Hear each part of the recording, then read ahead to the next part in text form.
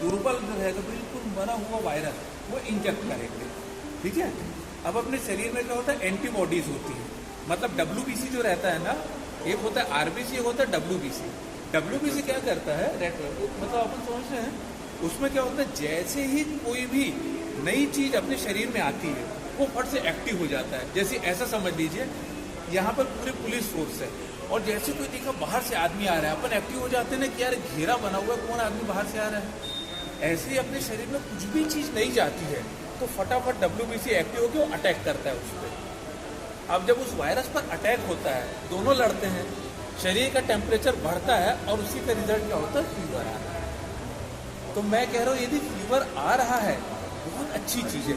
इसलिए अपने यहाँ तो बच्चे लोग, छोटे बच्चे लोग हैं, जब भी अपन ले आते थे डॉक्टर बोलता था ना ये टीका लगा लो, चिंता मत करिएगा, हो सकता है फीवर है। फीवर क्यों आ रहा है, पोलियो का अपन जो करते हैं, पोलियो खुराक मतलब क्या, या जो भी अपन जो काली खांसी, वुपिन कफ वगैरह जो भी टीका लगाते हैं, इसका मतलब उस बीमारी को वायरस इंजेक्ट इसलिए करते हैं, लेकिन सीधे वायरस नहीं, बिल्कुल दुर्बल, ताकि अपनी उसमें जो है डब्ल्यूबीसी उसको अटैक करे। और अटैक करने का मतलब ही जो धीरे धीरे बनता है वही कहलाती है एंटीबॉडी।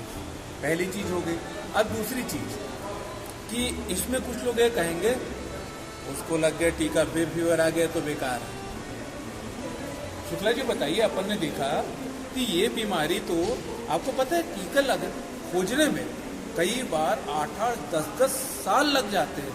पोलियो की दवाई आने में पूरा पोलियो में 20 साल लगे हैं, तो 1 साल में आपने कर दिया।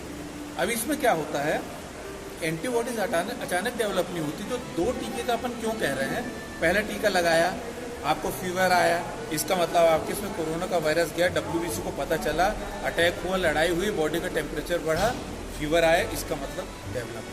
28 दिन तो ये लग जाएंगे। फिर उसके बाद होता है बूस्टर डोज, यानी जो इम्यूनिटी है उसको बूस्ट करना। ओके, अपन ने फिर से दूसरा टीका लगाया।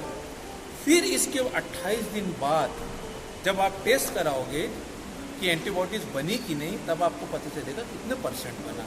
अब ये वैक्सीन भी कितनी है, एक वैक्सीन है मतलब 70% तक कारगर है, 100 में से 70 लोगों में रोकेगा।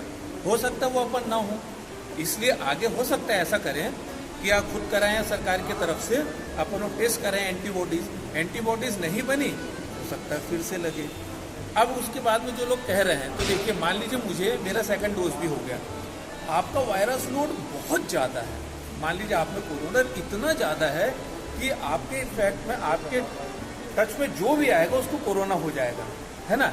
मैं वैक्सीन लगा चुका हूँ, तो मुझे क्या होगा, मान लीजिए कभी हुआ तो इतना माइल्ड होगा कि जो लंग्स इन्फेक्शन जिसके कारण डेथ हो रही है वो नहीं होगा।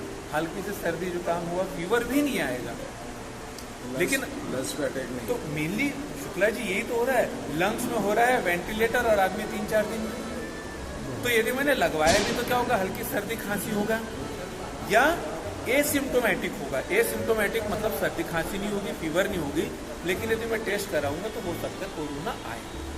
इतना बड़ा आपको, यानी आपकी जान जो बच रही है और उसके बाद यदि कोरोना हो रहा है तो अपने को ये निगेटिविटी लोगों की हटानी है। जैसे सर ने कहा ना कि हम जागे कुछ नहीं, जो सोया उसको भी जगाओ। और ये सबसे बड़ी चीज क्या है,